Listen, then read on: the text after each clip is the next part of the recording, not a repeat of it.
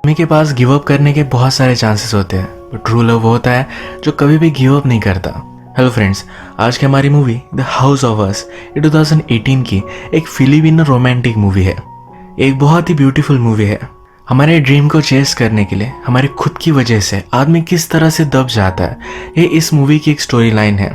इसमें उन्होंने एक बहुत ही ब्यूटीफुल सी लव स्टोरी बताई है। इस मूवी की हैप्पी एंडिंग भी है, तो इस वीडियो को अंत तक जरूर देखिएगा। वीडियो स्टार्ट करने से पहले मैं आप सबसे रिक्वेस्ट करना चाहता हूँ, अगर आपको वीडियो अच्छा लगता है तो प्लीज़ इस वीडियो को लाइक कर दीजिएगा, कमेंट भी कर दीजिए, जिससे चैनल को बहुत सपोर्ट मिलता है। अब बिना किसी देरी के एक्सप्लेनेशन स्टार्ट करते हैं। मूवी स्टार्ट होती है और हमें एक घर दिखाया जाता है। इसमें एक एक चीज़ आ रही है। कपल्स का वॉइस ओवर आता है, जिससे हमें पता चलता है कि अपना घर डिज़ाइन कर रहे हैं। ये घर अब डिज़ाइन तो हो गया है, पर इस इवेंट को अब बहुत सारा टाइम गुजर चुका है। हमारा मेन कैरेक्टर, जिसका नाम है प्रीमो, ये घर में इंटर होते हुए हम देख सकते हैं। घर सब तहस नहस पड़ा हुआ था। बहुत दिन हो चुके और पहली बार ये घर पर आया हुआ है।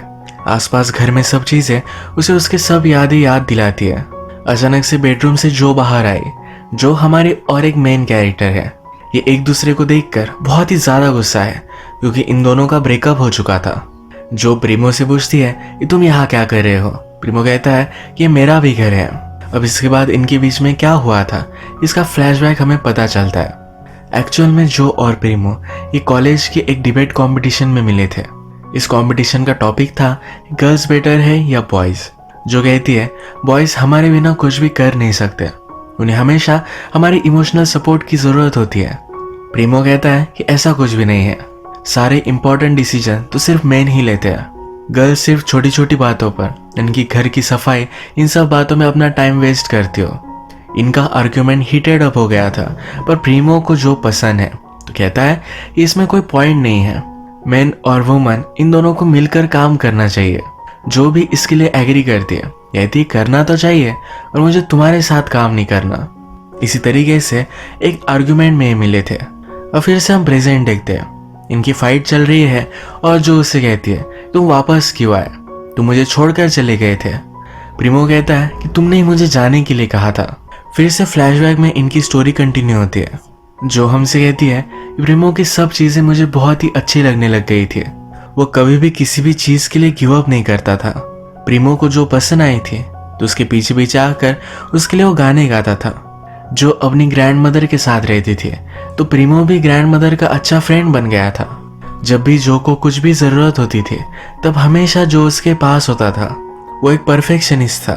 उसका ड्रीम था कि वो सिंगर बने, उसका एक अच्छा सा बैंड हो। जो ने रियलाइज किया कि प्रीमो एक बहुत ही अच्छा आदमी बनेगा, उससे हमेशा उसके साथ रहना है।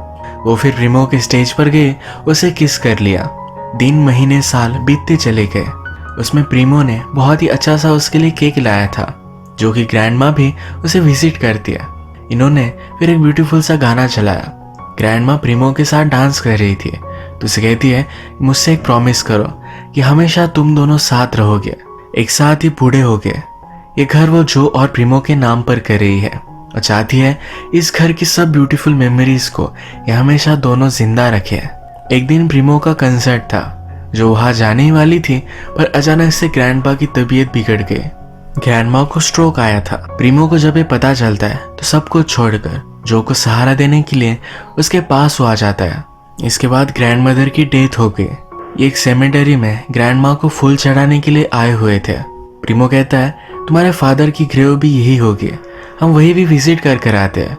जो कहती है कि मेरे फादर डेड नहीं है, ये बहुत ही छोटी थी तब वो हमें छोड़कर चले गए थे, इसीलिए मदर हमेशा वो डेड है ऐसा बोलती रहती है। इसके बाद जब ये घर में मूव इन करते हैं तो अपने सब सपनों के बारे में बात करते हैं। प्रीमो कहता है कि अब मैं बहुत ही बड़ा एक म्यूजिशियन बनूंगा, मेरे पूरे वर्ल्ड में बड़े बड़े शोज होंगे। जो कहती है कि मैं डॉक्टर बनूंगी, जो भी रेयर डिसीज है उसका मैं क्योर क्रिएट करूंगी। प्रीमो कहता है मैं तुम्हें मेरी क्वीन की तरह रखूंगा। और फिर से हम प्रेजेंट देखते हैं, जिसमें जो प्रीमो को घर से बाहर निकाल रही है। कहती है तुम यहाँ नहीं रह सकते, ये हाउस में सेल करने वाली हूँ। प्रीमो कहता है ये तो घर मेरा भी है, तुम ऐसे सेल नहीं कर सकती। वो कहती कि ठीक है, तुम्हारे 50% पैसे मैं तुम्हें दे दूंगी। इसके बाद फिर से पास में स्टोरी कंटिन्यू होती है। जो हमसे कहती है कि जैसे साल बीतते गए, जो भी चीज़ें प्रीमो की मुझे अच्छी लगती थी वही चीज़ें मैं हेट करने लग गए। प्रीमो बहुत ही स्टबर्न था। अब कुछ साल गुजर चुके हैं तो उसका बैंड अब टूटने लग गया था। उसके करियर में कुछ भी सिग्निफिकेंट नहीं हुआ। उसके जो भी फ्रेंड्स उसे सपोर्ट करते थे वो भी अब उसके साथ नहीं है। उसके हमेशा उसके फ्रेंड के साथ झगड़े होते थे। अपने पैशन को छोड़कर प्रीमो कुछ भी करने के लिए रेडी नहीं था। वो कहता था कि वो मर जाएगा पर अपने पैशन को छोड़कर और कुछ भी नहीं करेगा। अब घर की रिस्पॉन्सिबिलिटीज और खुद के स्पेंडिंग के लिए कुछ पैसों की जरूरत थी तो जो को काम पर जाना पड़ता था। वो कार इंश्योरेंस वगैरह सेल करने लग गए। वो खुद डॉक्टर बनने के लिए प्रिपेयर कर रही थी पर इसके लिए उसे उतना ज़्यादा टाइम नहीं मिलता था। काम से थक कर जब वो घर आती थी तभी भी प्रीमो के साथ उसके झगड़े ही होते थे। उसने प्रीमो को कहा कि वो भी कुछ जॉब करे। प्रीमो ने फिर एक होटल में जॉब ले लिया। वहाँ पर उसे जो गाने अच्छे लगते थे यही वो गाता था। ऑडियंस जो भी रिक्वेस्ट करती थी उसे पसंद नहीं आती थी। इसी वजह से उसे एक बार बहुत ही ज़्यादा गुस्सा आया। होटल के मैनेजर से भी उसका झगड़ा हो गया। एक दिन जो कि मेडिकल की एंट्रेंस एग्जाम थे, उस रात प्रीमो रात भर घर नहीं आया था। जो को फिर कॉल आया कि प्रीमो एक जगह पर बहुत ही ड्रंक पड़ा हुआ है। इस होटल में भी प्रीमो ने बहुत बड़ा नुकसान किया था जो को पे करना पड़ता है। प्रीमो चल भी नहीं पा रहा था जो फिर भी उसे घसीटते घसीटते घर ले जा रही थी। अपनी एंट्रेंस के लिए वो बहुत ही ज़्यादा लेट हो चुकी थी। अगर वो आज नहीं गई तो उसका पूरा फ्यूचर बर्बाद हो जाएगा। वो फिर प्रीमो को जरा सा सेफ रास्ते के साइड पर रख कर वहां से अपनी एंट्रेंस एग्जाम के लिए जा रही थी पर प्रीमो वहां से भी रास्ते पर गिर गया।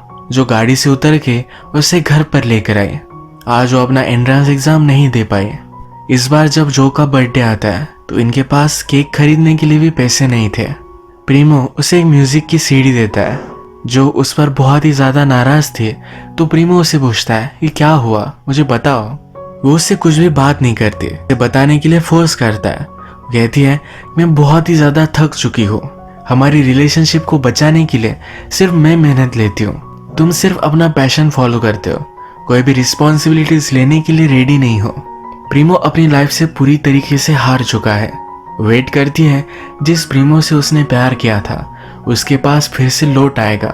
उसे अब लगता है कि प्रीमो उसकी लाइफ की बहुत बड़ी मिस्टेक था। वो उसे पूछता है क्या तुम चाहती हो मैं यहाँ से चला जाऊँ। जो कहती कि प्लीज चले जाओ। प्रीमो भी गुस्से गुस्से में वहां से चला गया। जो उसके पीछे भागती है पर प्रीमो वापस नहीं आया। इसके बाद हम फिर से प्रेजेंट देखते हैं। जो अब डॉक्टर नहीं बन पाए पर अब उसने एक जॉब ले लिया है। वो अभी भी एंट्रेंस के लिए स्टडी कर रही है। नेक्स्ट सीन में हम देखते हैं कि जो अपनी मदर और ब्रदर के साथ हॉस्पिटल में आई हुई थी। उसके ब्रदर को डायबिटीज की प्रॉब्लम है। उसके ब्रदर ने सही से इंसुलिन नहीं ली तो थोड़े टाइम के लिए उसकी विजन चली गई थी। सब बहुत ही वरीड थे। जब डॉक्टर के पास ही आए तो डॉक्टर कहते हैं कि हमेशा इसे अपनी शुगर मेंटेन रखनी पड़ेगी। अगर ये शुगर फ्लक्चुएट होती रही तो इसकी पूरी विजन भी जा सकती है। जो का ब्रदर हमेशा एम्स्टर्डम जाना चाहता है। जो उससे प्रॉमिस करती है कि जब मैं हाउस सेल कर दूंगी तो जल्द से जल्द हम वहां चले जाएंगे। अब इतने सालों बाद प्रीमो वापस आया तो फ्रेंड्स बहुत ही खुश थे। जिस फ्रेंड से प्रीमो का झगड़ा हुआ था वो भी अब ये सब बात भूल चुका है। ये उसका अच्छे से वेलकम करते हैं। ये प्रीमो से पूछते हैं कि तुम अब वापस क्यों आए। प्रीमो कहता है कि मैंने लाइफ में बहुत सारी गलत चीजें की हैं, इन सब को मैं सुधारना चाहता हूँ, जो को वापस पाना चाहता हूँ। ये सब चेंज लाने के लिए वो कोई भी काम करने के लिए रेडी है। वो पहले बहुत ही प्राउड था तो कोई भी काम नहीं करता था। उसकी फ्रेंड की वाइफ उसे बताती है तुम एज अ सेल्समैन काम कर सकते हो और फटाक से जॉब ले लेता है। आज रात जब जो घर पर आए तो प्रीमो ने घर के लॉक्स बदल दिए हैं। उस पर गुस्सा होकर कहती है कि जल्दी से डोर ओपन करो। प्रीमो कहता है कि अब तुम मुझसे सही से बात करोगे तभी मैं डोर ओपन करूंगा। जब जो घर में आए तो वो देखती है प्रीमो ने सब घर की साफ सफाई कर डाली है। जो कहती है कि मुझसे तुम डायरेक्टली बात करो, ये सब करने की कोई भी जरूरत नहीं है। प्रीमो कहता है कि मुझे हाउस नहीं सेल करना। जो बोलती है मैं तुम्हारी परमिशन नहीं ले रही थी, मैं तुम्हें तुम्हारे 50% दे दूंगी। प्रीमो कहता है कि 50% हाउस मेरा है तो मैं सेल नहीं करने वाला। वो उससे कहता है कि हमारा हाउस है, उसे उनकी रिलेशनशिप फिर से सुधारनी है। जो इसके लिए रेडी नहीं है।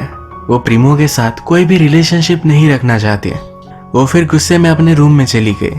सुबह होने पर वो एक टेप लाती है। कहती है कि आधा हाउस तुम्हारा है और आधा हाउस मेरा। उसने पूरी बाउंड्री बना दी है और कहती है कि इसी बाउंड्री में हम रहेंगे। प्रीमो को फिर एक आइडिया आया, वो डायरेक्टली जो के बेडरूम में चला गया। वो कहता है कि अगर सब कुछ हमारा हाफ हाफ है तो तुम्हारे बेडरूम में मैं सो सकता हूँ। जो उसे हार गई और कहती है तुम लिविंग रूम में रहना, मेरे बेडरूम में इंटर होने की कोई भी जरूरत नहीं है। इसके बाद घर की सब चीजें बांट लेते हैं। नेक्स्ट सीन में जब जो एक क्लाइंट को घर दिखाने के लिए लेकर आती है तो इस डील को प्रीमो सैबोटेज करता है। कहता है कि घर कभी भी गिर सकता है, इसकी पूरी तरीके से रिनोवेशन करनी पड़ेगी। इनमें झगड़ा स्टार्ट हो गया और क्लाइंट वहां से चला गया। नेक्स्ट दिन सुबह प्रीमो जो के लिए ब्रेकफास्ट बनाता है। तो उसे कहता है कि आज प्लीज मेरे फ्रेंड्स को यहाँ आने दो, आज कोई भी बाउंड्रीज मत रखो। थोड़ी देर में जब प्रीमो के फ्रेंड्स वहाँ आए तो जो को देखकर बहुत ही एक्साइटेड थे। प्रीमो उनसे पूछता है कि ये क्या है। फ्रेंड्स कहते हैं कि जो ने हमसे कांटेक्ट रखा था, हम हमेशा एक दूसरे से बात करते थे। प्रीमो से ज्यादा अच्छे फ्रेंड्स अब वो जो के हैं। प्रीमो और उसके सब फ्रेंड्स मिलकर टीवी देखकर पार्टी कर रहे थे। जो को स्टडी करना था, उसे हेल्प करने के लिए उसके भी फ्रेंड्स वहाँ आए हुए थे। वो कहती है कि प्लीज टीवी का आवाज थोड़ा सा कम कर दो। प्रीमो उसकी बात मान लेता है, अपने सब फ्रेंड्स को लेकर वहां से चला जाता है। जो सरप्राइज्ड होती है क्योंकि प्रीमो कभी भी उसकी बात मानता नहीं था, हमेशा उसकी मन की ही करता था। जो की फ्रेंड उसे कहती है कि तुम अपने आप पर कंट्रोल नहीं कर पाओगे, वो तुम्हारे साथ रहने लग गया है तो उसे माफ ही कर दोगे। जब तुम अकेली थी तो तुम्हें उसकी हमेशा याद आती थी, अब जब वो तुम्हारे पास है तुम्हें लगेगा कि तुम्हारे साथ वो हो। मैं हमेशा तुम्हें उसकी खुशबू आएगी। जब भी तुम खाना खाओगी तो उसके साथ खाना चाहोगी। एक दिन बेचारा प्रीमो सोया हुआ था, उसे ठंड लग रही थी। जो ये देखकर उसे ब्लैंकेट पहना देती है। एक दिन प्रीमो बहुत ही सीरियस होकर जो के पास आया। उसे कहता है मुझे तुमसे बहुत ही इंपॉर्टेंट बात करनी है। वो एक उसे प्रोडक्ट देता है और कहता है कि प्लीज मुझसे बाय कर लो। अब वो सेल्समैन बन चुका है तो उसे भी सेल कर रहा है। अब प्रीमो के पास थोड़े से पैसे आ गए तो जो को वो घर का लाइट बिल, घर का सब एक्सपेंडिचर ये सब पे करता है। जो हमेशा एक मेकअप की शेड यूज करती है।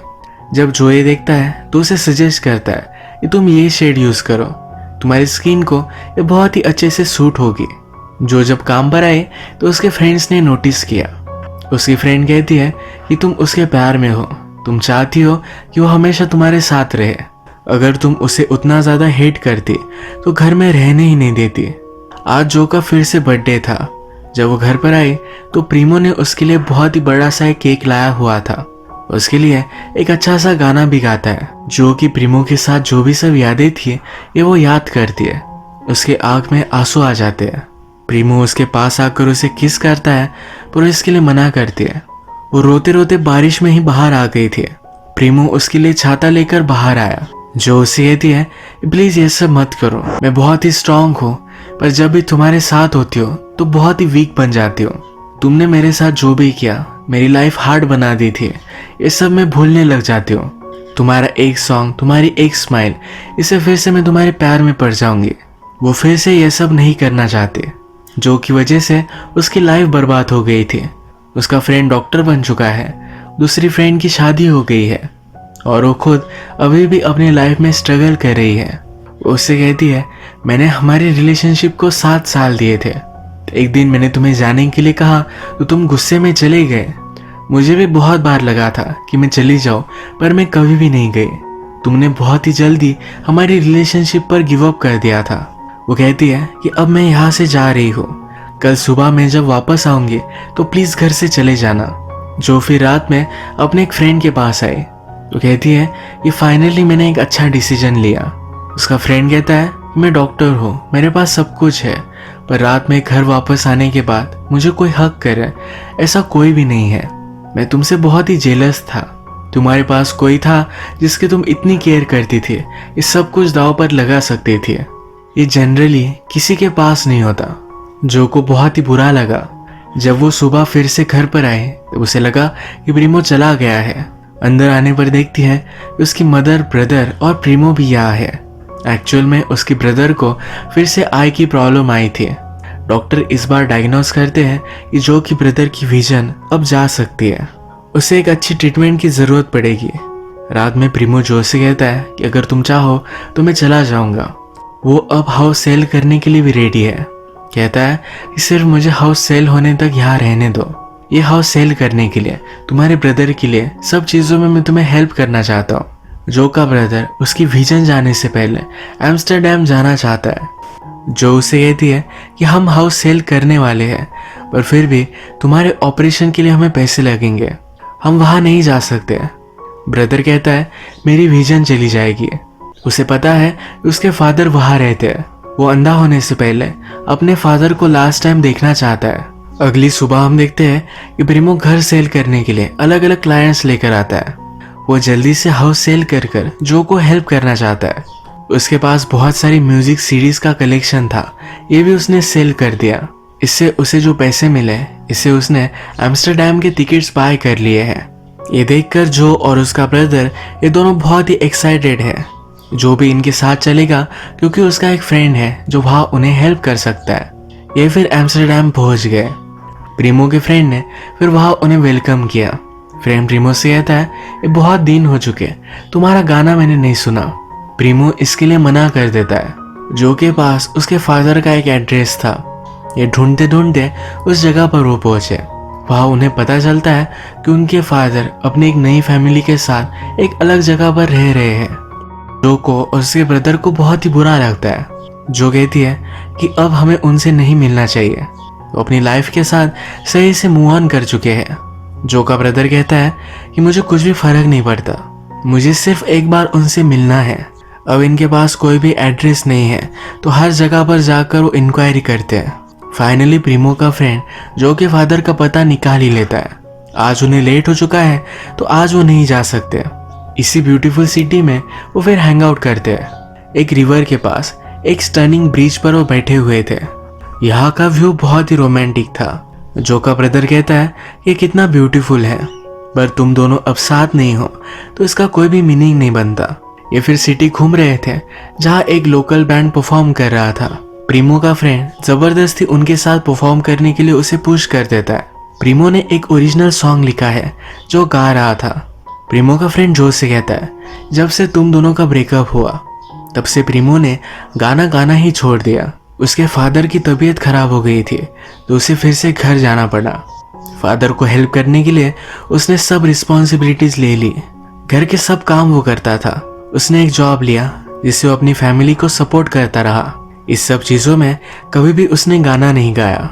यहाँ पर प्रीमो जो गाना गा रहा है इसके लिरिक्स है कि तुम्हारे बिना जिंदगी में कोई भी मीनिंग नहीं है। प्रीमो का फ्रेंड जो से कहता है कि ये गाना भी उसने तुम्हारे लिए ही लिखा है। इसके बाद ये बोटिंग के लिए जाते हैं। एक ब्रिज के नीचे से जा रहे थे। वहाँ का गाइड इन्हें कहता है कि अगर कोई भी कपल इस ब्रिज के नीचे किस करता है तो हमेशा एक साथ रहेंगे। ये दोनों इस बात को इग्नोर कर देते हैं। इस ट्रिप पर इन दोनों में बहुत ही ज़्यादा ऑकवर्ड साइलेंस है। अब नेक्स्ट डे आया। ये जो के फादर को मिलने के लिए जाते हैं जहाँ पर उनकी वाइफ बाहर है। यहाँ उन्हें पता चलता है जो के फादर की डेथ हो चुकी है। उन्हें एक छोटा सा बेटा भी है। इन्हें बहुत ही बुरा लगा। फादर की ग्रेव को जाकर वो फिर विजिट कर कर आते हैं। फादर की वाइफ कहती है कि हमेशा तुम्हारे बारे में बात करते रहते थे, तुम्हें वो छोड़कर आए थे पर हमेशा उन्हें तुम्हारी याद आती रहती थी। अब ये सब हो जाने के बाद जो को ब्रदर को अच्छा लगता है। फादर की फोटो उसने देखी। फोटो में क्यों ना हो पर वो फादर को देख तो पाया। वो जो से कहता है कि तुमने मेरे लिए इतना सब कुछ किया, तुम्हें यहाँ की ट्यूलिप्स पसंद है तो क्यों ना जाकर उसे तुम देख कर आओ। जो भी इसके लिए मान जाती है। ब्रदर कहता है कि मैं बहुत ही थक चुका हूँ तो मैं घर जाने वाला हूँ। ये उसका प्लान था कि जो और प्रीमो ये एक साथ वो गार्डन देखने के लिए जा सके। जब वे दोनों उस गार्डन के पास पहुंचे उन्हें पता चलता है कि टुलिप्स का सीजन ही नहीं है। प्रीमो नोटिस करता है कि यहाँ दूसरे फूल आए हुए हैं। वो जो को वहाँ लेकर गया। कहता है कभी कभी लाइफ में आप जो चाहते हो वो आपको नहीं मिलता, पर उससे अच्छा कुछ बेटर अल्टरनेट ऑप्शन मिल ही जाता है। जो उससे कहती है कि पहले तुम इस तरह से नहीं सोचते थे, तुम्हें जो चाहिए होता था वही तुम पाना चाहते थे। प्रीमो कहता है कि मुझ में बहुत बड़ा ईगो था, बाद में मैंने रियलाइज किया कि वो सही नहीं है। मैं जो भी बनना चाहता था वो शायद बन नहीं पाऊंगा। मेरे ड्रीम्स को मुझे गिव अप करना पड़ा। मैं तुम्हारे लिए एक अच्छा आदमी बनना चाहता हूँ, तुम कहती हो कि मैं तुम्हें छोड़कर चला गया था पर मैं वापस भी आया। ये दोनों फिर एक ब्यूटीफुल सा सनसेट देखते हैं। इसके बाद एक घर पर आए। इनका हाउस सेल हो चुका है तो उसकी सब चीज़ें वो सेल कर रहे थे। इन चीज़ों को सेल करते वक्त जब वो साथ थे तो सब मेमोरीज उन्हें याद आती है। जब वो मूव इन कर रहे थे तो अपने काउच पर बैठकर सब सपने सजाए थे। जो को हमेशा से एम्स्टरडैम जाना था, वहाँ के ट्यूलिप्स देखने थे। प्रीमो ने उसे प्रॉमिस किया था कि मैं तुम्हें एक ना एक दिन तो लेकर ही जाऊंगा। जब वे घर से सब कुछ सामान निकाल रहे थे तो प्रीमो ने जिस दिन जो का और प्रीमो का ब्रेकअप हुआ था, जो सीडी जो को गिफ्ट दी थी, ये उसे मिलती है। इसे वो ओपन करती है तो अंदर जो का लेटर है। इस लेटर में उसने लिखा है कि मैं बहुत ही सॉरी हूँ, मैं जिस तरह से था अब मैं उस तरह से नहीं हूँ। मैं देखता हूँ कि तुम बहुत ही ट्राई कर रही हो हमारी रिलेशनशिप के लिए। मैं भी खुद ट्राई करना चाहता हूँ पर मुझसे पॉसिबल नहीं हो पा रहा। इस लेटर में वो लिखता है कि प्लीज़ मुझे कुछ चांस दो, तुम्हारे लिए मैं एक बेटर पर्सन बनना चाहता हूँ। ये सब पढ़कर जो के आँख में आंसू आते हैं। जिस रीज़न की वजह से उसने प्रीमो से ब्रेकअप किया था, ये रीज़न के बारे में प्रीमो को पहले से ही पता था। वो तब भी अपनी रिलेशनशिप को सेव करना चाहता था। उसने कभी भी गिव अप नहीं किया। ये पढ़ते वक्त प्रीमो उसे नोटिस करता है। कहता है तुमने इसे बहुत ही लेट नोटिस किया। जो फिर उसके पास आती है, उसे किस कर लेती है। उसने उसे अब पूरी तरीके से माफ़ कर दिया है। उसने अब रियलाइज़ किया है कि प्रीमो ने कभी भी गिव अप नहीं किया। इन दोनों की सब मिसअंडरस्टैंडिंग अब दूर हो गई है। अब वे एक साथ है। इसे एक ब्यूटीफुल नोट पर ही मूवी एंड होती है। अगर आपको वीडियो अच्छा लगा तो प्लीज़ इस वीडियो को लाइक कर दीजिएगा, सब्सक्राइब कर दीजिए और बेल नोटिफिकेशन आइकॉन दबाना मत भूलिएगा। हम फिर से मिलेंगे और एक नई मूवी के साथ। तब तक के लिए थैंक यू और आप अपने आप का ख्याल रखिए।